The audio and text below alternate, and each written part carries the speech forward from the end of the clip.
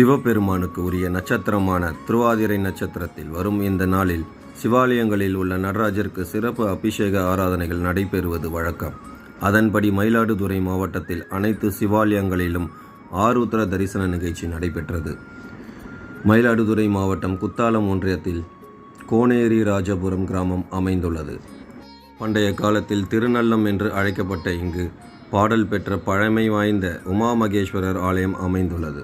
இந்த ஆலயத்தில் சோழ அரசால் கட்டப்பட்ட நடராஜர் சன்னதி உள்ளது. சுமார் 8.5 அடி உயரம் கொண்ட உலகில் மிகப்பெரிய வடிவமாக பஞ்சலோக நடராஜர் சிலை இக்கோவிலில் அமைந்துள்ளது. இன்று மார்கழி திருவாதிரையை முன்னிட்டு அதிகாலை நடைபெற்ற ஆருத்ரா தரிசனத்தில் நடராஜருக்கு 32 வகையான திரவியங்கள் கொண்டு சிறப்பு அபிஷேகம் நடைபெற்றது. பின்னர் சந்தனம் சாத்தப்பட்டு மகா தீபாராதனை நடைபெற்றது. திரளான பக்தர்கள் சுவாமி தரிசனம் செய்தனர்.